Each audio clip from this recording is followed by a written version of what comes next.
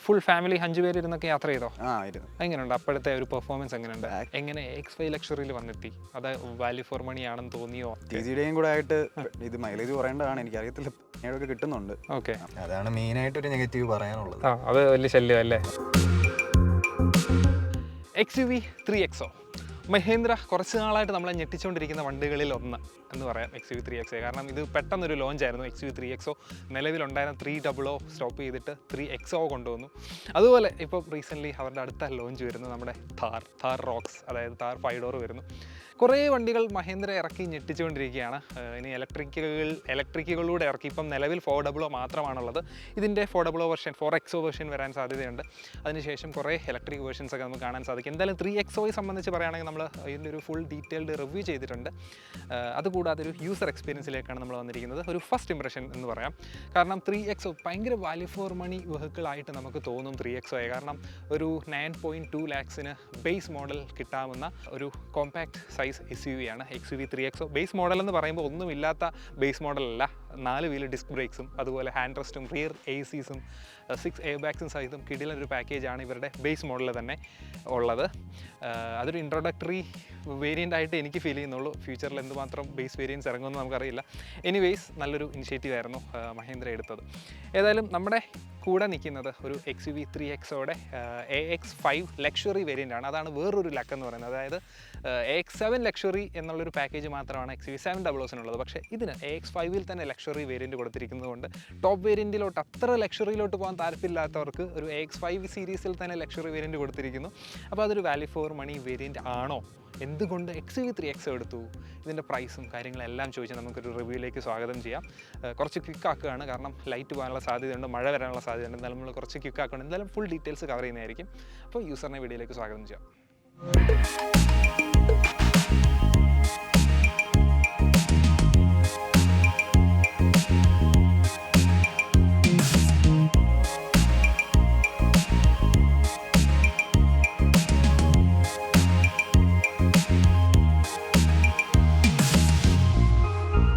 അങ്ങനെ നമ്മുടെ XUV 3XOയുടെ യൂസർ ഇതാണ്. Hi Jithul bro. Hi. Jithul എന്നാണ് ബ്രോയുടെ പേര്. Welcome to our channel. Bro എന്ത് ചെയ്യുന്നു എന്ന് ഞാനിപ്പോൾ ജസ്റ്റ് BCom കഴിഞ്ഞിട്ട് നിൽക്കുക. ഓക്കെ, MBA ചെയ്യാനാണ്. ഓക്കെ. അപ്പം വീട്ടിലെ ഇഷ്ടപ്രകാരം സ്വന്തം ഇഷ്ടപ്രകാരവും കൂടി ഒരു XUV 3XO സ്വന്തമാക്കി. എങ്ങനെയായിരുന്നു ഈ വണ്ടി തിരഞ്ഞെടുക്കാനുണ്ടായ കാരണം? കാരണം ഇപ്പോൾ എല്ലാവരും ഒരു ബഡ്ജറ്റ് 10 to 15 lakhs എന്നുള്ളത് ഭയങ്കര ഒരു ഹോട്ട് സെല്ലിംഗ് ഒരു ബഡ്ജറ്റ് ആണെന്ന് വേണേൽ പറയാം. 20 lakhs വരെ വേണേൽ പറയാം. ആ ഒരു ബഡ്ജറ്റിൽ കുറേ ഓപ്ഷൻസ് ഉണ്ട് അല്ലേ? അതെ. അതിൽ എങ്ങനെ ഇതിലോട്ട് വന്നെത്തി അവസാനം? പണ്ട് തൊട്ടേ മഹീന്ദ്ര ഫോക്കസ് ചെയ്തായിരുന്നു. ഒരു വണ്ടി വീട്ടിലുണ്ടായിരുന്നു നേരത്തെ, ഇയോൺ ആയിരുന്നു. ഓക്കെ. അത് കഴിഞ്ഞ് കുറച്ച് നാൾ കഴിഞ്ഞപ്പോഴത്തേക്ക് കൊടുത്തു. പിന്നെ കുറച്ച് നാൾ വണ്ടി ഇല്ലാതെ നിന്നപ്പം ആലോചിച്ചു, കുറേ നാൾ വെയിറ്റ് ചെയ്ത് നിന്ന് ഇങ്ങനെ ഏതെങ്കിലും ഒരു വണ്ടി നല്ലത് എടുക്കണം. ഓക്കെ. അങ്ങനെ പറഞ്ഞ് അവസാനം മഹീന്ദ്രയുടെ 300 ആദ്യം പോയത്. 300 പോയി. പിന്നെ അതിൻ്റെ വീട്ടിൽ ചെന്നു, സംസാരിച്ച് അമ്മയെടുത്ത് ഇങ്ങനെ കാര്യമൊക്കെ പറഞ്ഞ് ഇത് നല്ല വണ്ടിയാണ്, കുഴപ്പമില്ല. 300 പോകാനുള്ള കാരണം എന്താ? കാരണം ആ സെഗ്മെന്റിൽ കുറേ ഓപ്ഷൻസ് ഉണ്ടല്ലോ. നമ്മുടെ വെന്യൂ ഉണ്ട്, സോണറ്റ് ഉണ്ട്, അല്ലെങ്കിൽ ഒരു എലഗന്റ് ലുക്ക് ഉണ്ട്.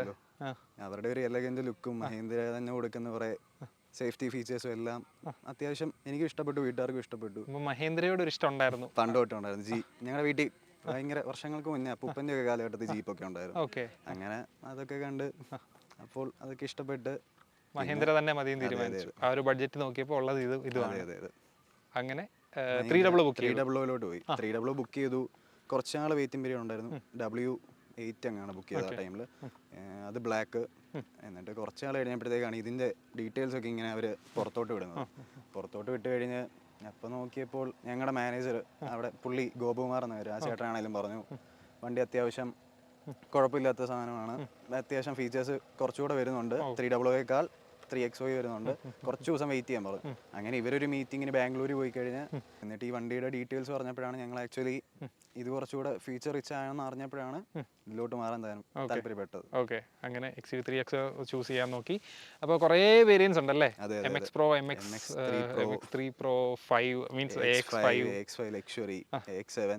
അങ്ങനെ ഇത് ഏത് വേരിയന്റ് ആണെന്ന് ഫസ്റ്റ് ഓഫ് ഓൾ നമ്മൾ പറയാൻ വിട്ടുപോയി. അല്ല, പറഞ്ഞായിരുന്നല്ലോ ഞാൻ. AX5 luxury. എങ്ങനെ AX5 ലക്ഷറിയിൽ വന്നെത്തി? അത് വാല്യൂ ഫോർ മണി ആണെന്ന് തോന്നിയോ? അതോ എന്തുകൊണ്ട് ഇത് ചൂസ് ചെയ്തു? ഡെഫിനറ്റ്ലി ഇത് ഭയങ്കര വാല്യൂ ഫോർ മണി ആണ്. ഓക്കെ. എന്ന് വെച്ചാൽ വണ്ടിയുടെ ഫീച്ചേഴ്സ് ആണെങ്കിലും എല്ലാം കൊണ്ടും വണ്ടിയുടെ ലുക്ക് എന്ന് വെച്ചാൽ ഈ ഒരു റേറ്റിന് ഈ ഒരു ഐറ്റം ഭയങ്കര വർത്താണ്. അതുകൊണ്ട് ചൂസ് ചെയ്തു. അതിൽ ഏറ്റവും എന്തൊക്കെ അട്രാക്ട് ചെയ്തു പെട്ടെന്ന് കണ്ടപ്പോഴേ? ഈ ഒരു റേറ്റിന് ഇത്ര നല്ല alloy wheels, diamond cut alloy wheels കിട്ടുന്നുണ്ട്. പിന്നെ 360 ഡിഗ്രി ക്യാമറ, അഡാസ് വരുന്നുണ്ട്. അഡാസ് ഉണ്ട്, അഡാസ് ലെവൽ 2 വരുന്നുണ്ട്. അതുകൂടെ അത് ഭയങ്കര അട്രാക്റ്റീവ് ആയി. പിന്നെ സേഫ്റ്റി ആണെങ്കിലും 6 എയർ ബാഗ് വരുന്നുണ്ട്. പിന്നെ 2 10.25 ഇഞ്ച് ഡിസ്പ്ലേ വരുന്നുണ്ട്, അത് 2 വരുന്നുണ്ട്. പിന്നെ കുറെ ഫീച്ചേഴ്സ് ഉണ്ട്. ഡ്യുവൽ സോൺ AC വരുന്നുണ്ട്, വയർലെസ് ചാർജിങ് വരുന്നുണ്ട്, 65 വാട്ട് ചാർജർ വരുന്നുണ്ട്. അത് എനിക്ക് തോന്നുന്നു ഈ സെഗ്മെന്റിൽ ആദ്യത്തെ ഈ വണ്ടിയിലാണെന്ന്. ഫോണൊക്കെ പടയുന്ന ആയിക്കോളും. വയർലെസ് ആണ് പിന്നെ പെട്ടെന്നാവും. ഓക്കെ, അങ്ങനെയുള്ള കുറേ ഫീച്ചേഴ്സ് ഉണ്ട്. അതെ അതെ. അപ്പം AX7 ലക്ഷറിയുമായിട്ട് എന്തൊക്കെ വ്യത്യാസങ്ങളായിരുന്നു അന്ന് കണ്ടത്? അന്ന് X7 ലക്ഷറി ഞാൻ നോക്കാൻ കാരണം ജസ്റ്റ് ഫോഗ് ലാമ്പിന്റെ വ്യത്യാസം ഉണ്ടായിരുന്നു. പിന്നെ 7 ഇഞ്ച് ടയർ വരുന്നുണ്ട്. 17 ഇഞ്ചാണ്, 16 ഇഞ്ചാണ്. 7 ഇഞ്ച് വരുന്നുണ്ട്. പിന്നെ വരുന്നത് പനോരമിക്ക് വരുന്നുണ്ട് അതിന്. പിന്നെ കുറച്ച് അങ്ങനെയുള്ള കുറച്ച് കാര്യങ്ങൾ മാത്രമേ വരുന്നുള്ളൂ. അത് വലിയ ആവശ്യമില്ലാന്ന് തോന്നിയോ, അതോ അതിന് എത്ര പ്രൈസ് ഡിഫറൻസ് ആയിരുന്നു പറഞ്ഞിരുന്നത്? അതിന് 17 lakhs സംതിങ് വരും. 2 lakhs എക്സ്ട്രാ കൊടുക്കണം ഈ കാര്യങ്ങൾക്കൊക്കെ. അതെ അതെ. അത് വർത്താണെന്ന് തോന്നിയില്ലായിരിക്കും അല്ലേ? അതെ അതെ. വെറുതെ ഇതിന് ഓൺ റോഡ് എത്ര ആയിരുന്നു? ഇതിനെല്ലാം കൂടെ 14.50. 14.5 ലക്ഷം. വാവ്, അത് നല്ലൊരു പ്രൈസിംഗ് ആണല്ലോ. ഫീച്ചേഴ്സ് നമ്മളല്ലാതെ ഓരോന്നും ചെയ്യത്തില്ല, ആക്സസറീസ് അതിന് അത്യാവശ്യമായി. പിന്നെ എല്ലാം കൂടെ 15 ഇറക്കി. എല്ലാം കൂടെ 15. എന്തൊക്കെ extra means? Seat covers, door cladding, അതൊക്കെ സീറ്റ് കവേഴ്സ്, അങ്ങനെ ഫ്ലോർ മാറ്റ്സ് ഒക്കെ അങ്ങനെ എല്ലാം 50. 15-ന് ഞാൻ പിന്നെ ഇത് ഗ്രഫൈൻ കൂടെ ചെയ്തായിരുന്നു. ഷോറൂമിൽ നിന്ന് അല്ലാതെ ചെയ്ത, ഫ്രണ്ടിന്റെ ഷോപ്പിൽ നിന്ന് ചെയ്ത. അപ്പൊ ഗ്രഫൈൻ എല്ലാം കൂടെ 50. ഗ്രഫൈനും ഫൈബർ കോട്ടിങ്ങും എല്ലാം കൂടെ ചെയ്തു. ഓക്കെ, അപ്പം നല്ലൊരു ബൈ ആയിട്ട് തോന്നിയോ? പിന്നെ ഉറപ്പായിട്ടും തോന്നി. ഭയങ്കര സ്മൂത്ത് ആണ്. ഓക്കെ, എന്റെ ഫ്രണ്ടിലെ ലുക്കിനെ പറ്റി എന്ത് പറയാറുണ്ട്? അത് എല്ലാവരും ഇങ്ങനെ പോകുമ്പോൾ നോക്കും ഏതാ എന്ന് വെച്ചാൽ. ഇപ്പൊ ഇത് ഇറങ്ങിയോണ്ട് 7W ആണോ ഇതാണോ ആൾക്കാർക്ക് കൺഫ്യൂഷൻ. ദൂരെ നിന്ന് കാണുമ്പോൾ പെട്ടെന്ന് വലിപ്പം മനസ്സിലാവത്തില്ല അല്ലേ? ആൾക്കാർ സംശയിക്കുന്ന 7W ആണോ. അതിന്റെ DRL ഒക്കെ കാണുമ്പോൾ നമ്മള് ഷോറൂമിൽ കടന്നോ അല്ലെങ്കിൽ ടെസ്റ്റ് ഡ്രൈവ്സ് കാണുന്ന പോലല്ല, റോഡിൽ കൂടെ ഓടിപ്പോകുന്ന കാണാൻ കുറച്ചുകൂടെ ലുക്ക് ഈ വണ്ടിക്കുണ്ട്. ഭയങ്കര ഐക്യാച്ചി ഡിസൈൻ ആണ് അല്ലേ? എനിക്ക് ഫീൽ ചെയ്ത കാര്യം ഞാൻ പറഞ്ഞു കേട്ടോ. മഹീന്ദ്ര കുറെ ഇതിനു വേണ്ടി കഷ്ടപ്പെട്ടു. ഈ ഒരു ഡിസൈൻ ഇറക്കാനാണെങ്കിലും മറ്റേതിനേക്കാൾ ഭയങ്കര ടാറ്റയും നല്ല ഡിസൈൻസ് ഒക്കെ ഇറക്കുമ്പോൾ പിടിച്ചിരിക്കണ്ടേ അതിനെക്കാട്ടി അടിപൊളി സെഗ്മെന്റില്. ഓക്കെ, അപ്പം ഇതൊക്കെയാണ് ഫ്രണ്ട്. ഇനി ബാക്ക് ഡിസൈൻ ഒക്കെ കാണിച്ചിട്ട് നമുക്ക് ബാക്കിൽ നിന്ന് സംസാരിക്കാം. ഇനി നമുക്ക് സൈഡ് പ്രൊഫൈലും റിയർ പ്രൊഫൈലും ഒക്കെ ഒരുമിച്ച് കാണിച്ചുള്ളൊരു ആംഗിൾ നമ്മൾ ഇട്ടു. എങ്ങനെയുണ്ട് അഭിപ്രായം? ബാക്ക് കാണാൻ എങ്ങനെയുണ്ട്? ഞാനെന്താ പറയാ, എനിക്ക് ഭയങ്കരമായിട്ട് ഇഷ്ടപ്പെട്ടു. ലുക്ക് ഭയങ്കരമായിട്ട് കണക്റ്റഡ് ടെയിൽ ലാംപ്സ് ഒക്കെ ഇഷ്ടപ്പെട്ടു അല്ലേ? അതെ അതെ അതെ. ഓക്കെ, സൈഡ് ലുക്കോ? സൈഡ് ലുക്ക് പക്ക ആണ്, ഇഷ്ടപ്പെട്ടു, ഭയങ്കരമായിട്ട് ഇഷ്ടപ്പെട്ടു. ഓക്കെ അല്ല, ഓരോരുത്തരുടെ ഇഷ്ടം, ലുക്ക് വൈസ് ഒക്കെ കാര്യങ്ങളൊക്കെ അല്ലേ? ഓക്കെ, ബ്ലാക്ക് ചൂസ് ചെയ്യാൻ എന്താണ് കാരണം? ബ്ലാക്ക് കുറച്ചുകൂടെ ലക്ഷറിയസ് ഫീൽ അല്ലേ, അതുകൊണ്ട് ഇപ്പോഴത്തെ ആൾക്കാരെല്ലാം അത്യാവശ്യം ബ്ലാക്ക് എടുക്കുന്നതാണ് എന്റെ വിശ്വാസം. മെയിൻറ്റെയിൻ ചെയ്യാൻ കുറച്ച് എന്നാലും അത് ആദ്യമേ കൊണ്ട് ഗ്രഫൈൻ ചെയ്തല്ലേ? അതെ അതെ അതെ, കോട്ടിങ് ചെയ്യാന്ന് അതാ വിചാരിച്ച്. ഓക്കെ, അങ്ങനെ ബ്ലാക്ക് ചൂസ് ചെയ്തു. അതിനുശേഷം ഇതിൻ്റെ ലോങ് ഡ്രൈവിൻ്റെ ആ ഒരു ഇത്, കാരണം ഞാൻ XUV300 ഓടിച്ചപ്പോഴും എനിക്ക് ഏറ്റവും ഇഷ്ടപ്പെട്ടത്, അതായത് ആ ഒരു സെഗ്മെൻറ്റിൽ തന്നെ എനിക്ക് ഏറ്റവും ഇഷ്ടപ്പെട്ട ഒരു ഡ്രൈവബിലിറ്റി ഉള്ള വണ്ടി XUV300 ആയിരുന്നു. എനിക്കതായിരുന്നു, കാരണം ഭയങ്കര സ്റ്റിയറിംഗ് സ്റ്റെബിലിറ്റിയും കോർണേഴ്സൊക്കെ എടുക്കുന്നതിൻ്റെ ആ ഒരു സുഖവും ഒക്കെ എനിക്ക് ഭയങ്കര ഇഷ്ടമായിരുന്നു. ഡീസൽ വേരിയൻ്റ് ആണ് ഓടിച്ചത്, അതിൻ്റെ പെർഫോമൻസ് എനിക്ക് ഭയങ്കര ഇഷ്ടമായിരുന്നു. ഇത് പെട്രോൾ വേരിയൻ്റ് ആണ്. അപ്പം ഇതിൻ്റെ ഒരു പെർഫോമൻസ് എങ്ങനെയുണ്ട്? 1.2 ലിറ്റർ എഞ്ചിനാണ് വന്നിരിക്കുന്നത്, 2 പെട്രോൾ ഓപ്ഷൻസും ഒരു ഡീസൽ ഓപ്ഷനുമാണ് വന്നിരിക്കുന്നത്. അപ്പം ഇതിനകത്തെ പെർഫോമൻസ് എങ്ങനെയുണ്ട്? ലോങ് ഡ്രൈവ് പോയപ്പം അല്ലെങ്കിൽ കയറ്റമൊക്കെ കയറിയപ്പം ഫുൾ ലോഡ് വെച്ചപ്പോൾ അതിൻ്റെ ഒക്കെ ഒരു എക്സ്പീരിയൻസ് എന്ന് വെച്ചാൽ വണ്ടി ഭയങ്കര സ്മൂത്ത്, ഓടിക്കാനാണെങ്കിലും എല്ലാ കാര്യങ്ങൾക്കും കയറ്റമൊക്കെ സ്മൂത്തായിട്ട് കയറും. പിന്നെ ഇവരുടെ മഹീന്ദ്ര എന്ന വണ്ടികളെ അറിയാലോ, സെക്കൻഡ് ഗിയർ തേർഡ് ഗിയർ ഒരു ഇതുണ്ടല്ലോ, കുതിപ്പുണ്ടല്ലോ, അത് ഇത് കിട്ടുന്നുണ്ടായിരുന്നു. അത്യാവശ്യം ഭയങ്കരമായിട്ട് നമ്മളെ കൊണ്ടങ്ങ് കൊണ്ടുപോകുന്നു ഇവിടെ കിട്ടുന്നുണ്ട്.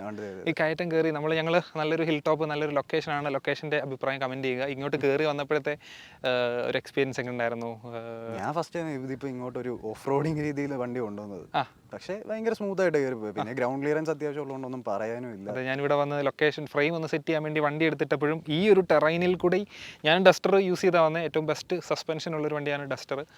അതിൽ നിന്ന് ഞാൻ ഇതെടുത്ത് കുറച്ചൊന്ന് തിരിച്ചൊക്കെ ഇട്ടപ്പോൾ ഭയങ്കര സ്മൂത്തായിട്ട് ഫീൽ ചെയ്തു. കുറച്ച് സോഫ്റ്റാണ് അതിനെ കമ്പയർ ചെയ്യുമ്പോൾ, എന്തായാലും നല്ല സ്മൂത്ത്നെസ് ഫീൽ ചെയ്തു അകത്തിരുന്ന്. അപ്പോൾ ലോങ് ഡ്രൈവ്സിൽ എങ്ങനെ അത് ഫീൽ ചെയ്യാറുണ്ട്? ലോങ് ഡ്രൈവ്സിൽ അത്യാവശ്യം നൈസാണ്. പിന്നെ കംഫോർട്ട് മോഡ് ഇട്ട് മാക്സിമം ഞാൻ ഓടിക്കാറ്. സ്പോർട്സ് മോഡ് ഇടാറില്ല. സ്പോർട്സ് മോഡ് സ്റ്റിയറിംഗ് കുറച്ചുകൂടെ ഹാർഡ് ആവുന്നേ ഉള്ളൂ, അല്ലാതെ കംഫോർട്ട് മോഡാണ് എപ്പോഴും പ്രിഫർ ചെയ്യുന്നത്. ഓക്കെ, സ്റ്റിയറിംഗിൻ്റെ മോഡ്സ് ആണ് കേട്ടോ. ഇതിൻ്റെ ഡ്രൈവ് മോഡ്സിന് സ്റ്റിയറിംഗിനെയാണ് ഫോക്കസ് ചെയ്തിരിക്കുന്നത്, അല്ലാതെ സ്പോർട്സ് കംഫോർട്ട് നോർമൽ മോഡ് അങ്ങനെ ഉള്ളൂ. അപ്പം സസ്പെൻഷൻ്റെ കാര്യം? സസ്പെൻഷൻ 4 ഡിസ്ക് ബ്രേക്ക് വരുന്നുണ്ട്. പിന്നെ വണ്ടിയുടെ ഗ്രൗണ്ട് ക്ലിയറൻസും സപ്പോർട്ടും എല്ലാം പക്കയാണ്. ഞങ്ങളുടെ ഒരു റോഡ് പ്രത്യേകിച്ച് ശോകമാണ്, വീട്ടിലോട്ടൊക്കെ പോകുന്ന വീട്ടിലോട്ടുള്ള വഴിയിൽ വഴി. ഈ വണ്ടി അതുകൊണ്ട് ഭയങ്കര ബെനിഫിറ്റ് ആണ്. ഇയോണിന്ന് വന്നപ്പോൾ ഭയങ്കര ബെനിഫിറ്റ് ആണ്. ഓ അത് ശരി, ഓക്കെ ഓക്കെ. അങ്ങനെയാണ് അതിൻ്റെ കാര്യം. പിന്നെ ഫുൾ ഫാമിലി 5 പേര് ഇരുന്നൊക്കെ യാത്ര ചെയ്തോ? ആയിരുന്നു. എങ്ങനെയുണ്ട് അപ്പോഴത്തെ ഒരു പെർഫോമൻസ്? എങ്ങനെയുണ്ട്? ബാക്ക് സ്പേസ് ഭയങ്കര കംഫോർട്ട് എന്ന് വെച്ചാൽ ആൾക്കാർക്ക് ഭയങ്കര ലെഗ് സ്പേസ് ലെഗ് സ്പേസ്? അതെ അതെ. ലെഗ് സ്പേസ് ഭയങ്കരമായിട്ട് ഫോക്കസ് ചെയ്യുന്നതുകൊണ്ട് ഈ വണ്ടി സ്മൂത്ത് ആണ്. ഞാനും ഇരുന്ന് നോക്കി, എൻ്റെ പൊക്കത്തിനൊക്കെ അത്യാവശ്യം ബ്രോ 6 ഫീറ്റ് ഉണ്ടെന്ന് തോന്നുന്നു. ഉണ്ട്. അപ്പം ആ ഒരു ഇതിലും ഞാനിതിൻ്റെ റിവ്യൂ ചെയ്തിട്ടുണ്ട്, ഫുൾ റിവ്യൂ. അതിലും പറഞ്ഞിരിക്കുന്നത് ബാക്ക് സ്പേസിൻ്റെ കാര്യം എനിക്ക് ഭയങ്കര അട്രാക്റ്റഡ് ആയി. ലെഗ് സ്പേസ് ഭയങ്കര നല്ല വൈഡ് ആയിട്ടിരിക്കാം നമുക്ക്. അതുപോലെ സെന്ററിൽ ഇരിക്കുന്ന ആൾക്കുണ്ട് ഉണ്ട്. അത് അത്ര പറയാനൊക്കെ കുഴപ്പമില്ല എന്നുള്ള രീതിയിൽ പിള്ളേരെയൊക്കെ ഇരുത്താം. ഓക്കെ. അപ്പം ലെഗ് സ്പേസ് അങ്ങനെ പ്രശ്നമൊന്നുമില്ല. തൈ സപ്പോർട്ടൊക്കെ എങ്ങനെയുണ്ട്? അത്യാവശ്യം നല്ലതാണ്. ലോങ് ഡ്രൈവ് എല്ലാം പോയോ? ലോങ് ഡ്രൈവ് ഞാൻ ഒന്ന് MG യൂണിവേഴ്സിറ്റി കോട്ടയം വരെ പോയി. ഇത് എടുത്ത് 22 ഈ ജൂലൈ 22. ഓക്കെ. അതിനിടയ്ക്ക് ഒന്ന് കോട്ടയം വരെ പോയി, ഇനി ഒന്ന് ട്രിവാൻഡ്രം, അങ്ങനെ എല്ലായിടത്തും ഒന്ന് പോകണം കൂട്ടുകാരെ കൊണ്ട്. അതിലെ എക്സ്പീരിയൻസ് എങ്ങനെ ഉണ്ടായിരുന്നു ലോങ് ഡ്രൈവ്? അടിപൊളിയായിരുന്നു. ഓടിക്കാൻ ഭയങ്കര കംഫോർട്ട്. അതായത് ബോഡി റോൾ ഉണ്ടോ എന്നുള്ളത്? ഇല്ല, ഭയങ്കര കംഫോർട്ടായിട്ട് ഓടിച്ചത്. എന്ന് വെച്ചാൽ നമുക്ക് ഈ ഓരോരോ വളവ് വരുവാണെങ്കിലും എല്ലാം ഭയങ്കര എന്ന് വെച്ചാൽ ഒറ്റ കയ്യിൽ നമുക്ക് സ്മൂത്ത് ആയിട്ട് ഓടിക്കാൻ പറ്റും. സ്റ്റിയറിംഗിൻ്റെ അല്ലേ? ഓക്കെ. പിന്നെ ഏറ്റവും അറിയേണ്ടത് ഈ ഒരു സെഗ്മെൻറ്റിലെ എല്ലാ വണ്ടികളും നേരിടുന്ന, അതായത് ബ്രസയെ നമ്മൾ കൂട്ടുന്നില്ല, അതൊഴിച്ച് ബാക്കി എല്ലാ വണ്ടികൾക്കും ഫ്യൂവൽ എഫിഷ്യൻസി എന്നുള്ളൊരു കാര്യം ഫാക്ടറാണ്. പുതിയൊരു വണ്ടി കൊണ്ടുവന്നപ്പോൾ ഇവരുടെയും ഫ്യൂവൽ എഫിഷ്യൻസി മോശമായിരുന്നു. ഇപ്പം 3XOയിൽ വന്നപ്പോൾ എങ്ങനെയുണ്ട്? 3XOയിൽ നമ്മുടെ ഈ റോഡിൽ 12 മാക്സിമം കിട്ടുന്നുണ്ട്. അതിന് ആ റേഞ്ച് ഒക്കെ തന്നെയാണല്ലേ നമ്മുടെ റോഡിൽ? നമ്മുടെ ഈ റോഡിൽ ലോങ് കോട്ടയം 17 അത്യാവശ്യം നല്ല മാറ്റമുണ്ട് പെട്രോളിന്. ഓ, അത് നല്ലൊരു മൈലേജ് ആണ്. അതെ അതെ. TGDയും കൂടെ ആയിട്ട് ഇത് മൈലേജ് കുറയേണ്ടതാണ്, എനിക്കറിയത്തില്ല. 17 കിട്ടുന്നുണ്ട്. നമ്മുടെ പിന്നെ ഈ വഴിയൊക്കെ ശോകമായതുകൊണ്ട് 12, 11 അങ്ങനെ ഒരു റേഞ്ച് കിട്ടും. അപ്പോൾ ലോക്കൽ ഡ്രൈവിൽ അല്ലെ സിറ്റി ഡ്രൈവിൽ തന്നെ 12, 11 കിട്ടുന്നുണ്ട് റേഞ്ച് കിട്ടും. ലോങ് പോവാണെങ്കിൽ 17. മോശമല്ല. അതും ഫസ്റ്റ് സർവീസ് പോലും ആകാത്ത വണ്ടി, കുറച്ചുകൂടെ മൈലേജ് കിട്ടുമായിരിക്കും. ഫസ്റ്റ് സർവീസ് കഴിഞ്ഞാൽ കിട്ടണം. സർവീസ് ഒക്കെ എങ്ങനെയാണ് പറഞ്ഞിരിക്കുന്നത്? സർവീസ് 2000 ആകുമ്പോൾ ഫസ്റ്റ് സർവീസ് ചെക്കപ്പ്. ഓക്കെ, അങ്ങനെയാണ് പറഞ്ഞേക്കുന്നത്. സർവീസ് കോസ്റ്റ് ഒക്കെ എക്സ്പെക്ട് ചെയ്യേണ്ടത് എത്ര ആയിരിക്കും? ഇല്ല, അവർ അതിനെപ്പറ്റി ഒന്നും ഡിസ്കസ് ചെയ്തില്ല. ഇതിപ്പോൾ ജസ്റ്റ് എടുത്തുള്ളതുകൊണ്ട് ജസ്റ്റ് കാര്യങ്ങൾ 2000 ആകുമ്പോൾ അങ്ങോട്ട് ചെല്ലാൻ പറഞ്ഞത്രേ ഉള്ളൂ. ഓക്കെ. അപ്പോൾ അതൊക്കെയാണ് കാര്യങ്ങൾ. ഇനി നമുക്ക് ഇൻറ്റീരിയറിലൊന്ന് കയറിയിട്ട് അകത്തെ കുറച്ച് കാര്യങ്ങളൊന്ന് കാണിക്കാം നിങ്ങളെ. ഒരു ഫസ്റ്റ് ഇംപ്രഷൻ വീഡിയോ ആണ്. ഇതൊരു ഫുൾ യൂസർ എക്സ്പീരിയൻസ് എന്ന് പറയാനൊക്കെ ഇല്ല. എങ്ങനെ ഒരു 3XO ചൂസ് ചെയ്തു ഒരു കസ്റ്റമർ എന്നുള്ള കാര്യങ്ങളാണ് നമ്മൾ ഈ വീഡിയോയിൽ ഡിസ്കസ് ചെയ്യുന്നത്. അകത്തേക്ക് പോവാം. XUV 3XOയുടെ ഇൻറ്റീരിയറിൽ വന്നു. അകത്തോട്ട് കയറുമ്പോഴേ നമ്മുടെ ഒരു കുട്ടി 700 എന്ന് വിളിക്കാൻ തോന്നും. അതെ അല്ലേ? അതിനുള്ളതുണ്ട്. ഭയങ്കര ഫീച്ചർ റിച്ച് ആണ്. ഇന്റീരിയർ ഒക്കെ കാണുമ്പോൾ സ്ക്രീൻസ് ഒക്കെ അല്ലേ? ഓക്കെ. പണ്ടത്തെ ഒരു മെയിൻ പോരായ്മയായിരുന്നു അവരുടെ സ്ക്രീനും ടച്ച് സ്ക്രീൻ അല്ലായിരുന്നു. പിന്നെ ഡിസ്പ്ലേ ഒക്കെ ഷോക്ക്, പ്രത്യേകിച്ച് 300. അതെ 300 400 ഇലക്ട്രിക് ഇറക്കിയിട്ട് പോലും ഇന്റീരിയർ അവര് കുളമാക്കി വെച്ചു. പക്ഷെ നല്ലൊരു വണ്ടിയാണ് ഇലക്ട്രിക് 400 എന്ന് പറയുന്നത്. അവർ ഇമ്പ്രൂവ് ചെയ്യട്ടെ. ഇപ്പം പുതിയ അപ്ഡേറ്റിൽ വ്യത്യാസങ്ങളൊക്കെ വന്നിട്ടുണ്ട്. എന്നാലും അപ്പം ഇതിനെ സംബന്ധിച്ച് പറയുകയാണെങ്കിൽ കുറേ ഈ ഡ്യുവൽ സോൺ AC എന്നൊക്കെ പറയുന്ന കാര്യം ഈ ഇപ്പം റീസെൻ്റ്ലി ഇറങ്ങിയ ഈ ഒരു സെഗ്മെൻറ്റിൽ ഇപ്പം സോണറ്റിലും ഒക്കെ വന്നിട്ടുണ്ട്. എന്ന് പറഞ്ഞാലും ഈ ഒരു AX5 ലക്ഷറി വേരിയൻ്റ് എന്ന് പറയുന്നത് ഭയങ്കര വർത്തായിട്ട് എനിക്ക് ഫീൽ ചെയ്തു. അതിനകത്ത് ഈ ഒരു കാര്യങ്ങളെല്ലാം കൊടുത്തിരിക്കുന്നു അല്ലേ? പിന്നെ ബ്രോ ഈ ഒരു സെഗ്മെൻറ്റിൽ ഓടിച്ചിട്ടുള്ള മറ്റു വണ്ടികളുമായിട്ട് കമ്പയർ ചെയ്ത് നോക്കുകയാണെങ്കിൽ ഏത് പറയാനുണ്ട്? എനിക്ക് നെക്സോണായിട്ട് ഇത് ഭയങ്കരമായിട്ട് താരതമ്യം ചെയ്യാൻ പറ്റും. നെക്സോൺ അത്രയും ബഡ്ജറ്റിന് ഈ ഒരു വണ്ടി എന്ന് വെച്ചാൽ ആ ഒരു വണ്ടിയുടെ സ്റ്റിയറിംഗ് ഒക്കെ അത്യാവശ്യം എന്ന് വെച്ചാൽ ഇതിന്റെ അത്ര സ്മൂത്ത് ഇല്ല അത്. പിന്നെ ഇതിന്റെ ഗിയർ ആണെങ്കിലും ഭയങ്കര സ്മൂത്ത് ആയിട്ട് ഇതിന്റെ ഗിയർ ഇടാൻ പറ്റുന്നുണ്ട്. ഭയങ്കര സ്മൂത്ത് ആണ്. നമ്മൾ അറിയത്തില്ല ഗിയർ വീഴുന്നുണ്ടോ. പിന്നെ പുഷ് സ്റ്റാർട്ടൊക്കെ വന്നു, വയർലെസ് ചാർജിങ് വന്നു. 65 വാട്ട് ഈ ഒരു സെഗ്മെന്റ് ഈ വണ്ടിക്ക് ഉള്ളതെന്നൊക്കെയാണ് കേട്ടത്, അറിയില്ല. വയർലെസ് ചാർജിങ് ഒക്കെ ഉണ്ട്. 65 വാട്ട് ഒക്കെ കയറ്റി. വയർലെസ് ചാർജിങ് 65 വാട്ട് ആണോ? അല്ലല്ല, വയർലെസ് ചാർജിങ് ഉണ്ട്. പിന്നെ അല്ലാതെ 65 വാട്ട് ചാർജിങ് ബാക്കിലും വരുന്നുണ്ട്, ഫ്രണ്ടിലും വരുന്നുണ്ട്. ഓക്കെ. പിന്നെ നോക്കുകയാണെങ്കിൽ നമ്മൾ സ്റ്റിയറിംഗ് തിരിക്കുമ്പോൾ അതിന്റെ, അതായത് വണ്ടി സ്റ്റാർട്ട് ചെയ്യുമ്പോൾ സ്റ്റിയറിംഗ് ഏത് പൊസിഷനിലാണ് കിടക്കുന്നതെന്ന് കാണാം. എല്ലാം അറിയാം. TPMS ഉണ്ടോ? ടയർ പ്രഷേഴ്സ് അതുണ്ട്. ഓക്കെ. പിന്നെ വണ്ടി സ്റ്റാർട്ട് ചെയ്യുമ്പോഴേ ആദ്യമേ ഒരു വെൽക്കമിങ് ഭയങ്കരമായിട്ട് എനിക്ക് ഇഷ്ടപ്പെട്ടു. അതെ ഉണ്ടോ? അവരുടെ ഒരു ക്ലസ്റ്റർ ഒന്ന് കാണിക്കുന്ന ഇങ്ങനെ നല്ല കളർഫുൾ ആയിട്ട് ഒട്ടും മടുപ്പിക്കാത്ത രീതിയിൽ തന്നെ ചെയ്തിട്ടുണ്ട്. അതുപോലെ ഇൻഫർടൈൻമെന്റ് സിസ്റ്റം അത്യാവശ്യം നൈസ് ആക്കിയവർ. നൈസ് ആക്കിയിട്ടുണ്ട്. അപ്പം പിന്നെ അത് അത്യാവശ്യം ബൾജി ആണെന്ന് എനിക്ക് തോന്നുന്നുണ്ട് അങ്ങോട്ട്. Okay okay okay. അത് നമ്മൾ നെഗറ്റീവ് സെക്ഷൻസിൽ കുറച്ച് കാര്യങ്ങളുണ്ട്, അത് ഏതായാലും നമ്മൾ നെഗറ്റീവ്സിൻ്റെ കൂടെ നമ്മൾ ആഡ് ചെയ്യുന്നതായിരിക്കും. ഓക്കെ. പിന്നെ സ്റ്റോറേജ് സ്പേസുകൾ പറ്റി എന്ത് പറയാനുണ്ട്? ഡോസിലൊക്കെ സാധനങ്ങളൊക്കെ വെക്കാനുള്ള സ്ഥലമൊക്കെ അത്യാവശ്യം ഉണ്ടോ? അത്യാവശ്യം നന്നായിട്ടുണ്ട്. ഉണ്ട്. അതെ അതെ. പിന്നെ ഇതിനകത്തും അത്യാവശ്യം സാധനങ്ങളൊക്കെ നമുക്ക് വെക്കാം. ഓക്കെ. ഇത് കൂൾഡാണോ? അല്ലല്ല, ഇത് കൂൾഡ് അല്ല. ഡാഷ്ബോർഡ് പക്ഷേ അത്യാവശ്യം നല്ല സ്പേസും വരുന്നുണ്ട്. കൂൾഡാണ്. അതെ അതെ, സ്പേസ് നല്ല സ്പേസ് വരുന്നുണ്ട്. പിന്നെ മറ്റേ X7 ലക്ഷറിക്കാണ് ഇതിനകത്ത് ലൈറ്റ് വരുന്നത്. ഇതിൻ്റെ അകത്ത് ലൈറ്റ്സ് ഉണ്ട്. ഇവിടെയോ ലൈറ്റ്സ് ഉണ്ടോ? ഇവിടെ ഉണ്ട്, അവിടെ ഈ സൈഡിലുണ്ട്. അതെ, സൈഡിലുണ്ട്. ഈ സൈഡിൽ മിറേഴ്സും ഇല്ല, ലൈറ്റ്സും ഇല്ല. സേഫ്റ്റി കൺസേൺസ് ആയിരിക്കാം. ഇപ്പം പൊതുവേ ഉള്ള പ്രവണതയാണ് കോസ്റ്റ് കട്ടിങ്.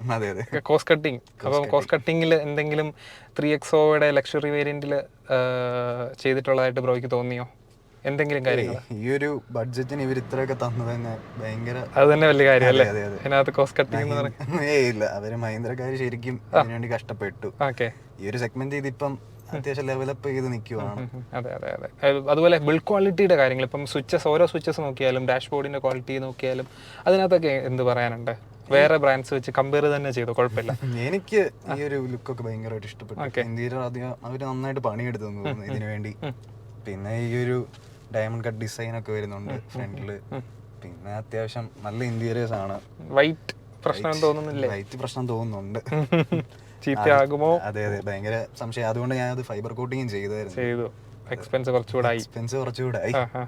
പിന്നെ തുടച്ചാപ്പ് പഴുക്കല്ലേ, അത്രേ ഉള്ളൂ. അത് അങ്ങനെയൊക്കെ സൂക്ഷിച്ച് നോക്കണമെങ്കിൽ നമുക്ക് അത്രയും നമ്മൾ അഡ്ജസ്റ്റ് ചെയ്ത് ഉപയോഗിക്കേണ്ടി വരും. പിന്നെ സ്പീക്കർ ക്വാളിറ്റി സൗണ്ട് നല്ല, അത്യാവശ്യം കേൾക്കാൻ നല്ല രസം. X7 പോയ ഹർമൻ കാർഡൻ കിട്ടും. അതിന്റെ ആവശ്യമില്ല സത്യം പറഞ്ഞാൽ, ഇത് തന്നെ ഓക്കെ ആണ്. ഇതെനിക്ക് ഭയങ്കരമായിട്ട് വർത്തായിട്ട് തോന്നി. ഹർമൻ കാർഡൻ നല്ല സിസ്റ്റമാണ്, പക്ഷെ ഇത് അതിലും എന്ന് വെച്ചാൽ ഈ ഒരു സെഗ്മെന്റ് ഇത് നൈസാണ്. നല്ല സൗണ്ടാണ്. അത്യാവശ്യം പാട്ടൊക്കെ ബാസിൽ ഇടുവാണെങ്കിൽ നമുക്ക് ആ ഒരു വൈബ്രേഷൻ അറിയാൻ പറ്റും. ഓക്കെ. അപ്പോൾ അകത്തെ സൗണ്ടും വൈബ്രേഷനൊക്കെയോ ഇഷ്ടപ്പെട്ടു. ഇനി പുറത്തുനിന്നുള്ള സൗണ്ടോ വൈബ്രേഷനോ എങ്ങനെയുണ്ട് ഇതിന്റെ NVH ലെവൽ? പുറത്തുനിന്ന് അധികം ഇല്ല എന്ന് വെച്ചാൽ അടിപൊളിയാണ്. ഓക്കെ. ഈ എഞ്ചിൻ നോയ്സ് ഇപ്പം ഇതിന്റെ സ്റ്റാർട്ട് ചെയ്യുമ്പോൾ ഒരു നോയ്സ് ഉണ്ട്. പിന്നെ സ്റ്റാർട്ട് ചെയ്യുമ്പോഴത്തെ ആ ഒരു നോയ്സ് അത് കുഴപ്പമില്ല, അതൊരുമാതിരി യൂസ്ഡ് ആയി, കുഴപ്പമൊന്നുമില്ല. ആദ്യം ഒരു ഇതുണ്ടായിരുന്നു, പിന്നീട് സെറ്റായി. ഇത്രയും സ്മൂത്ത് വണ്ടി ആക്കിയിട്ട് ഈ ഒരു സ്റ്റാർട്ട് ചെയ്യാൻ നേരത്തെ ഈ ഒരു സൗണ്ട് എന്താണെന്ന് മനസ്സിലായി. ഓക്കെ. ഇത് കുറച്ച് ക്രോൾ ചെയ്ത് പോകുമോ? അതായത് ഫസ്റ്റ് ഗിയറിൽ നമ്മൾ ആക്സിലേറ്റർ കൊടുക്കാതെ കുറച്ച് ക്രോൾ ചെയ്ത് പോകുമോ? പൊക്കോളോ? ചെറിയ കയറ്റമൊക്കെ ആണല്ലോ. ഡീസലിനെ പറ്റത്തുള്ളത് ഞാൻ ചോദിച്ചതേ ഉള്ളൂ. പെട്രോള് അധികം കുഴപ്പമില്ല, നോർമൽ റോഡൊക്കെ അത്യാവശ്യം കയറിക്കോളൂ. ഓക്കെ, ഒരു കാര്യത്തിലും കുഴപ്പമില്ല. ഇനി നമുക്ക് നെഗറ്റീവ്സ് ആണ് അറിയേണ്ടത്. ഫസ്റ്റ് ഇംപ്രഷനിൽ തോന്നിയ നെഗറ്റീവ്സ് എന്തൊക്കെയാണ്? ഫസ്റ്റ് ഇംപ്രഷൻ എനിക്ക് തോന്നിയ നെഗറ്റീവ്, ഈ സ്ക്രീൻ ഇങ്ങനെ ഇരിക്കുന്നതുകൊണ്ട് അത്യാവശ്യം. എനിക്കും കയറിയപ്പോഴേ ഒരു കാര്യം തോന്നി, അതായത് സ്ക്രീൻ അങ്ങോട്ടാണ്, അതായത് കോ പാസഞ്ചറിനെ ഫേസ് ചെയ്ത് വെച്ചേക്കുന്ന പോലെ തോന്നി. കുറച്ച് അതിന്റെ എക്കണോമിക്സ് അങ്ങോട്ട്, ഫ്രണ്ട് അങ്ങനെ അറിയാൻ പറ്റാത്ത രീതിക്കാണ്. ഇവിടെ ഇപ്പൊ പാസഞ്ചർ സീറ്റ് ഇരിക്കുമ്പം ഫ്രണ്ട് ഒട്ടും വിസിബിലിറ്റി വിഷയമുണ്ട്. പിന്നെ നെഗറ്റീവ്സ് ആയിട്ട് പറയുകയാണെങ്കിൽ എനിക്ക് ഇടയ്ക്ക് ഒരു സീൻ കിട്ടിയത്, ഈ സ്ക്രീനിൽ ഇടയ്ക്ക് ക്യാമറ ഇടയ്ക്ക് ഒരു ബഗ് വന്നായിരുന്നു, ഒരു ഗ്രീനിഷ് എഫക്റ്റ് വന്നായിരുന്നു. ഒരു കുറച്ച് ദൂരം ഓടി, ഞാൻ കോട്ടയത്ത് പോയെന്നത്, കോട്ടയത്ത് ഒരു ലോങ് ഡ്രൈവ് പോയപ്പം ഇത് ഓടിച്ച് നോക്കി. അപ്പം ഇടയ്ക്ക് വെച്ചൊന്ന് വണ്ടി കുറെ നേരം ട്രാവൽ ചെയ്തോണ്ടാണ്. പിന്നെ സോഫ്റ്റ്വെയർ പല വണ്ടികൾക്ക് ഇപ്പൊ ഇഷ്യൂ വരുന്നുണ്ടല്ലോ. ഈ വണ്ടി ഫസ്റ്റ് ബാച്ചിൽ വരുമ്പോ ചെറിയ ബഗ്ഗുകളൊക്കെ വരാം. അപ്പം ഷോറൂമിൽ കൊണ്ടുപോയി റെഡിയാക്കിയോ അതോ? ഞാൻ വിളിച്ചു ചോദിച്ചു, അവർ പറഞ്ഞു കുഴപ്പമില്ലെന്ന് പറഞ്ഞു, പെട്ടെന്ന് റെഡി ആയിക്കോളൂ, ചില വണ്ടികൾ കൊള്ളാണെന്ന് പറഞ്ഞു. അങ്ങനത്തെ ഇഷ്യൂസ് ഒന്നും അതെ ഒരു നെഗറ്റീവായിട്ട് കൂട്ടാൻ പറ്റില്ല. പിന്നെ സീൻ വന്നിട്ടില്ല, വേറെ പ്രോബ്ലം ഒന്നും വന്നിട്ടില്ല. പിന്നെ പ്രോബ്ലം എന്ന് പറയണ വേണേ പലർക്കും പല അഭിപ്രായം, ഈ വൈറ്റ് ഒരു പ്രോബ്ലം ആയിട്ട് പലർക്കും തോന്നും. പക്ഷെ എനിക്കിത് ബഡ്ജറ്റിന് ഇത് കിട്ടിയത് നല്ലതാണ്. അറിഞ്ഞോണ്ട് തന്നെയാണല്ലോ എടുക്കുന്നത്. അതെ അതെ, ഒരു ലക്ഷറി ഫീൽ കിട്ടുകയും ചെയ്യും. പക്ഷെ അഴുക്കാവും, കോട്ടിങ് ചെയ്തല്ലോ, കുഴപ്പമില്ല. എന്തായാലും കുറച്ച് വർഷത്തേക്ക് പ്രശ്നമില്ല, പിന്നീടുള്ളത് പിന്നെ ആലോചിക്കാം. ഓക്കെ. പിന്നെ ലൈറ്റ് വിസിബിലിറ്റി എങ്ങനെയുണ്ട്? പൊതുവെ LEDs ഒക്കെ വരുമ്പോഴത്തേക്ക് അടിപൊളിയാണ്, എല്ലാം കാണാൻ പറ്റുന്നുണ്ട്. അത് ലെവൽസ് ഉണ്ട്, റൈറ്റ് സൈഡിൽ ഡ്രൈവറിന്റെ റൈറ്റ് സൈഡിൽ ലെവൽസ് അഡ്ജസ്റ്റ് ചെയ്യാൻ പറ്റുന്നതുകൊണ്ട് കുഴപ്പമില്ല, നമുക്ക് കാണാൻ പറ്റുന്നുണ്ട്. മെയിനായിട്ട് പറ്റുന്നുണ്ട്. DRL ആണ് എനിക്ക് ഭയങ്കര ഇഷ്ടപ്പെട്ടത്. നമ്മൾ വരുന്ന വഴി കുറച്ച് ഷോർട്സ് ഒക്കെ എടുത്തു, ഭയങ്കര അട്രാക്റ്റീവ് ആണ്. അതെ, നല്ല അട്രാക്റ്റീവ് ആണ്. പിന്നെ അഡാസിന്റെ കാര്യം നമ്മൾ ചോദിക്കാൻ വിട്ടുപോയി. മെയിൻ ഒരു കാര്യമാണ്, അഡാസ് നമ്മുടെ നാട്ടിൽ യൂസ്ഫുൾ ആണോ? നമ്മുടെ നാട്ടിൽ ഭയങ്കരമായിട്ട് അതൊരു ഹെൽപ്ഫുൾ ആണ്. കാരണം സൈഡൊക്കെ അറിയാൻ പാടുള്ളപ്പോഴാണെങ്കിലും ഇതിനകത്തെല്ലാം സെൻസേഴ്സ് ഉള്ളതുകൊണ്ട് അത്യാവശ്യം പറഞ്ഞു തരുന്നുണ്ട്. ഇപ്പം നമ്മൾ ലെഫ്റ്റ് ഇൻഡിക്കേറ്റർ ഇടുവാണെങ്കിൽ ലെഫ്റ്റ് സൈഡിൽ ഇത് ഇതിനകത്ത് കാണിക്കുന്നുണ്ട്. അങ്ങനൊക്കെ കുറെ യൂസ്ഫുൾ കാര്യങ്ങളുണ്ട്. ലെഫ്റ്റ് സൈഡ് ക്യാമറ നമ്മുടെ MID കാണിക്കും. അതെ, പിന്നെ റൈറ്റ് സൈഡ് വേണേൽ റൈറ്റ് സൈഡ് കാണിക്കും. നല്ലൊരു ക്വാളിറ്റി ഉള്ള ക്യാമറ തന്നെയാണ് കൊടുത്തിരിക്കുന്നത്. അത്യാവശ്യം നല്ല ക്വാളിറ്റി ഉണ്ട് ക്യാമറയിൽ. ഈ ക്യാമറ ഓണാക്കിക്കൊണ്ട് നമുക്ക് ഓടിക്കാനും പറ്റും അല്ലേ? അതോ കുറച്ച് നേരത്തേക്ക് പറ്റുള്ളൂ? ഇല്ല, ക്യാമറ ഓണാക്കി നമുക്ക് ഓടിക്കാൻ പറ്റും. ക്യാമറയുടെ ക്വാളിറ്റി ജസ്റ്റ് ഒന്ന് കാണിക്കുകയാണ്. നല്ല ക്വാളിറ്റിയാണ്. ഓക്കെ. സ്ക്രീൻ ഇത് ഇത്രയും വലിയൊരു സ്ക്രീൻ നിങ്ങൾ ഫുൾ സ്ക്രീൻ ആണെന്ന് വിചാരിക്കരുത്. ഇത്രയുമാണ് സ്ക്രീൻ. 10.2 ഇഞ്ച് സ്ക്രീൻ ആണ് വന്നിരിക്കുന്നത്. എന്നാലും 2.5 ആണ്. എന്നാലും നല്ല ആവശ്യത്തിനുള്ള ഇതുണ്ട്, പ്രസൻസ് ഉണ്ട്. ആ സെയിം സൈസ് ആണ് ഇതിലും വന്നിരിക്കുന്നത്. പക്ഷേ ഇത് 10.25 ആണ്. അതെ അതെ അതെ അതെ. കണ്ടോ ഇൻഡിക്കേറ്റർ, ക്യാമറാസ്, ഇത് നല്ല യൂസ്ഫുൾ ആട്ടോ. ഞാൻ കഴിഞ്ഞ ദിവസം ഒരു വണ്ടി കുറച്ച് നാൾ യൂസ് ചെയ്തപ്പോൾ എനിക്കും ഭയങ്കര ഓൾറെഡി വരുന്ന ഒരു ഫീച്ചറാണ് നാവിഗേഷൻ. നമുക്ക് ഇതിൽ വിടാം. ആ ഒരു സംഭവം ഇതിന് വരുന്നുണ്ട്. അത് ഭയങ്കര അടിപൊളി കാര്യമാണ്. നമ്മൾ കണ്ടങ്ങോട്ട് ഓൾറെഡി എൻ്റെ സ്ക്രീൻ കുറച്ച് അങ്ങോട്ടല്ല, ഞാനത് പറഞ്ഞതേ ഉള്ളൂ. സ്ട്രെയിറ്റ് ആണ് ഇരിക്കുന്നത്. കുറച്ച് ഇങ്ങോട്ട് ഇൻക്ലൈൻഡ് ആയിരുന്നെങ്കിൽ സെൻറ്ററിൽ ഇരിക്കുന്ന ആൾക്ക് കുറച്ച് ഇങ്ങോട്ട് ഇൻക്ലൈൻഡ് ആയിരിക്കാം. പക്ഷേ നമുക്ക് ഫീൽ ചെയ്യുന്നത് അങ്ങോട്ടിരിക്കുന്ന പോലെയാണ്. അത്രയേ ഉള്ളൂ നമ്മൾ പറഞ്ഞത്. അപ്പോൾ മാപ്സ് ഒക്കെ അതിൽ വന്നത് ഭയങ്കര യൂസ്ഫുൾ ആണെന്ന് തോന്നുന്നു അല്ലേ? അത് ഈ ഒരു ഫീച്ചർ ഭയങ്കരമായിട്ട് യൂസ്ഫുൾ ആണ്. നമ്മൾ എന്തെങ്കിലും ലൊക്കേഷൻ ഇതിനകത്ത് പിന്നെ അഡ്രനോക്സ് വരുന്നുണ്ട്. അഡ്രനോക്സ് ഫീച്ചേഴ്സ് എല്ലാം പക്കയാണ്. ഈ ഒരു റേറ്റ് എങ്ങനെ ഇവർ ഇത്രയൊക്കെ ചെയ്ത് എനിക്ക് അറിയത്തില്ല. പക്ഷെ 14.5 ലക്ഷം രൂപ. അതെ, ആൾക്കാർക്ക് ഇതൊരു വാല്യൂ ഫോർ മണിയാണ് നോക്കുന്നവർ. ഈ ഒരു വണ്ടി അതാണ് എന്ത് സജഷൻസ് ആണ് കൊടുക്കാനുള്ളത്. ഒരു 15 ലക്ഷം ബഡ്ജറ്റ് ഉള്ളവർക്ക് ഈ ഒരു വണ്ടി എടുത്താൽ നല്ലതായിരിക്കും. അതുകൊണ്ട് തന്നെയാണല്ലോ ബ്രോ എടുത്തല്ലേ. ഇത്രയും ഫീച്ചേഴ്സ് വരുന്നുണ്ട്. സേഫ്റ്റി ആണെങ്കിലും മഹീന്ദ്ര നല്ലപോലെ പണ്ട് തൊട്ടേ ഇഷ്ടപ്പെടുന്ന ഒരു ഫീച്ചർ. അത് എയർ ബാഗ്സ് ഒക്കെ മൊത്തത്തിൽ കൊടുത്തിട്ടുണ്ട്. അതെ, എയർ ബാഗ്സ് 6 എയർ ബാഗ്സ് വരുന്നുണ്ട്. അത്യാവശ്യം എല്ലാം വരുന്നുണ്ട് ഇതിനകത്ത്. പിന്നെ ഇപ്പോഴത്തെ എല്ലാ വണ്ടികളുടെ ഒരു മെയിൻ നെഗറ്റീവ് എന്ന് പറയുന്ന സീറ്റ് ബെൽറ്റ് ആണ്. എല്ലാ സീറ്റ് ബെൽറ്റ് ഇടണം. ബാക്കി ഇരിക്കുന്നവർ ഇപ്പൊ സീറ്റ് ബെൽറ്റ് ഇടണം. കോസ്റ്റ് കട്ടിങ് നമ്മൾ മുമ്പേ പറഞ്ഞ കാര്യം ഇവിടെയും ചെയ്തിട്ടുണ്ട്. അതെ അതെ, ലോഡ് സെൻസേഴ്സ് ഇല്ലാത്തത് കൊണ്ട് സെൻസേഴ്സ് കടന്നടിക്കും.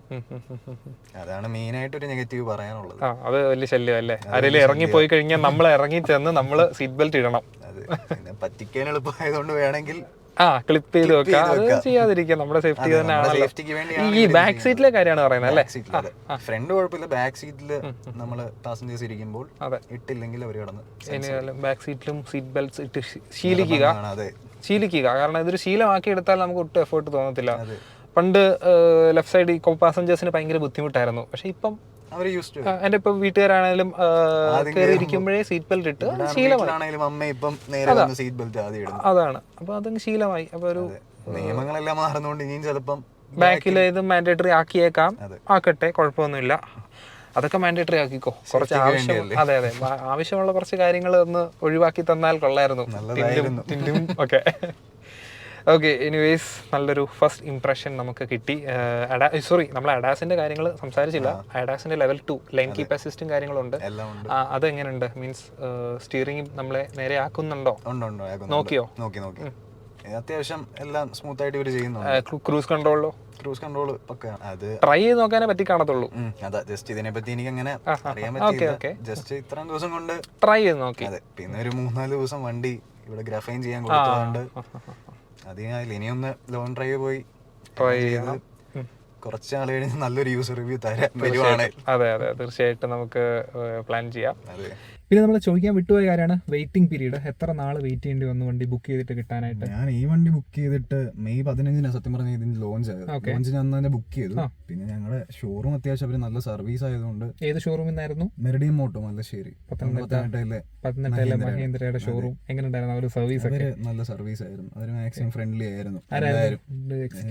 എക്സിക്യൂട്ടീവ് സജിത്ത് ആയിരുന്നു. പിന്നെ മെയിൻ ആയിട്ട് നമ്മുടെ ഗോമാർ ചേട്ടനായിരുന്നു എല്ലാം ഡീൽ ചെയ്തത്. ഈ വണ്ടി മാക്സിമം പെട്ടെന്ന് എത്തിക്കാൻ പുള്ളി കുറെ പാടുപെട്ടു. ഓക്കെ.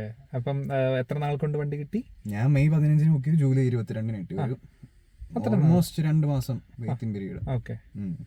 പിന്നെ അവര് മെയിനായിട്ട് പ്രിഫർ ചെയ്തുകൊണ്ടിരുന്ന ഓട്ടോമാറ്റിക് സെല് ചെയ്യാനായിരുന്നു. മഹീന്ദ്ര മെയിനായിട്ട് അവരതാ ഫോക്കസ് ചെയ്തുകൊണ്ടിരുന്നു. ഓട്ടോമാറ്റിക് എങ്ങനെ ആൾക്കാരിൽ എത്തിക്കാം, അത് ശരി, അവരതാ ഫോക്കസ് ചെയ്ത്. നമ്മള് മാനുവൽ മതി എന്ന് പറഞ്ഞ് മാനുവൽ ഓൾറെഡി ബുക്കും ചെയ്ത് ഇങ്ങനെ വെയിറ്റ് ചെയ്തിരുന്നോണ്ടാണ് ഇത് എങ്ങനെയോ എത്തിച്ചു പുള്ളി. അത് ശരി. അതെ, അവര് കുറെ ഡെയിലി ഇവർക്ക് ഇത് വരുന്നുണ്ടായിരുന്നു, എൻക്വയറി വരുന്നുണ്ടായിരുന്നു, ഈ വണ്ടി എന്താ പോവാത്തേന്ന് പറഞ്ഞു. അങ്ങനെ കുറെ വിഷയം നടന്നാണ് ഇത് അവസാനം കൈ കിട്ടിയത്. ഓട്ടോമാറ്റിക് അവര് പുതിയ AMT ഡീസൽ AMTയും മറ്റേതിൽ ടോക്ക് കൺവേർട്ടർ ഒക്കെ കൊണ്ടുവന്നു. അതൊക്കെ സെല് ചെയ്യാനാണ് കൂടുതൽ മെയിനായിട്ട് പ്രിഫർ ചെയ്ത ഓട്ടോമാറ്റിക് സെല് ചെയ്യാൻ. മഹീന്ദ്രയുടെ ഒരു മെയിൻ ഒരു നെഗറ്റീവ് അതാ, അവര് മെയിനായിട്ട് അവർക്ക് ഇഷ്ടമുള്ളത് നമ്മളെ അടിച്ചേൽപ്പിക്കാൻ നോക്കി. ഷോറൂമിന്റെ സപ്പോർട്ട് അവരുള്ളത് കൊണ്ട് മാക്സിമം കിട്ടി. അതെ, ഓക്കെ.